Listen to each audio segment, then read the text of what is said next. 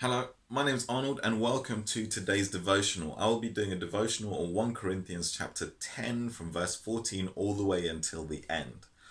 And the story here basically is Paul urging the Corinthians not to eat food sacrificed from idols, or sacrificed to idols, sorry. Now I want to start off with a story. There was actually a time when me and my family had gone to a Turkish restaurant for dinner.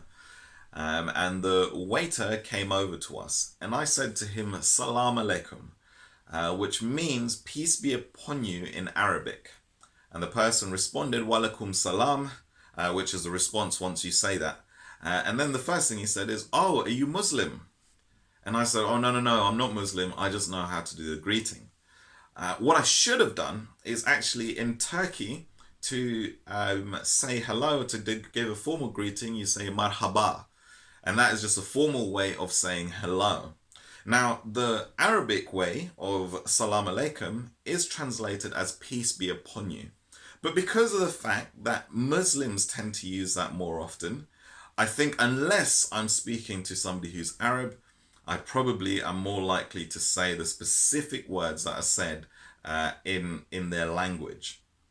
Otherwise, I don't want it to be that I don't want people to assume that I'm associated with that faith when I'm not. I'm a Christian. Also, another thing is within Kenyan context, within my tribe actually, I'm part of a tribe called Kikamba. And within the Kikamba culture, if a group of elders have met in a room, let's say they've gathered together, then young people should not go in unless they are called. Now, I'm free to go into any room I want to go into, but for the sake of the fact that it will be offensive if I was to do so, then I will not, because I do not want to give offense. And a very similar thing is going on here regarding the Corinthians and Paul. Paul is telling the Corinthians not to eat food sacrificed to idols for two reasons. Number one, you don't want to be associated with that sense of idol worship. The example that I gave was a very, very mild one, but if somebody brought me over to Eid, which is a Islamic celebration, and they set a huge table together and they feasted and celebrated Eid together, it would be very surprising if somebody didn't come up to me who didn't know me and say, "Oh, so you're a Muslim," because it will come across as though I am associated with that particular faith, with that particular belief. And Paul is saying, don't eat the food sacrificed to idol in the temple, because it comes across as though you're associated with that belief. And I think in the Corinthian time, people were actually associated with that belief because they had a pluralistic belief system where you have your God and you have other gods, and you kind of make this mishmash of gods and do stuff together. But we know that God is a jealous God, and he has called us to worship him and him alone. He doesn't want to share us with anybody at all. So Paul's saying, no, abstain from that. The second reason is to give offense. Paul is clearly emphasizing, by the way, those gods are not real. They aren't real at all. So you should be free to eat whatever it is that you want to eat. And please take your freedom and eat what you want to eat, drink what you want to eat as well. In fact, when you go to somebody's house who's not a Christian, don't even ask them the question of whether or not their food has been sacrificed, because why should you be limited in your eating? Just eat the food. However, if somebody says, oh, wait, don't eat that, we use that to sacrifice, we use that as a sacrifice to our God, then don't eat it.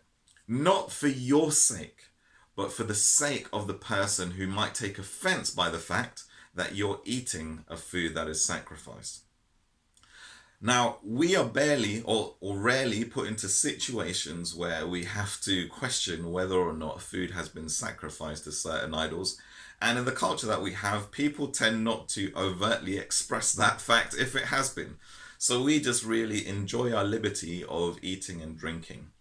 However, the message that we're taking from here, and the point I think that Paul is taking, is be careful of your conduct so that it doesn't come across as though you are associated.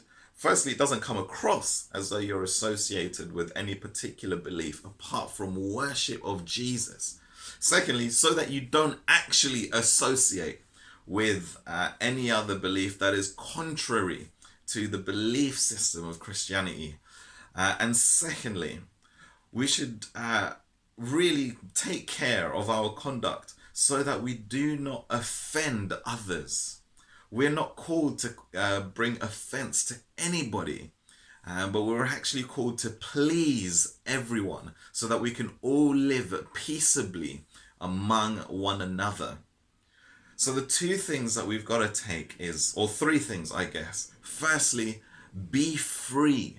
You may feel as though, wait, hold on, I don't know if I can do this. I can say this, I can wear this, I can eat this, because I'm not really sure if this is gonna be offensive to God. I need to stick to a particular set of rules and laws. No, God has called us to be free, to wear, eat, to drink, what it is that we want. However, we do this in the context of glorifying God and not offending others.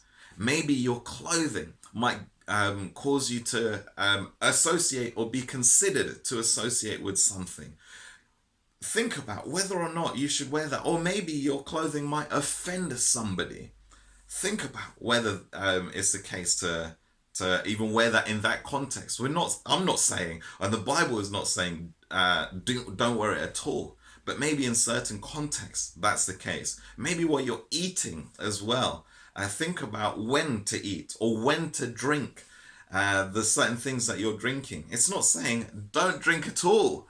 No, it's just, does this cause offense to somebody else? Or am I associating myself with anything else that is contrary to the faith? We have freedom in Jesus to eat and drink what we want in the context of glorifying God and loving our neighbor. Be blessed and see you for the next devotion.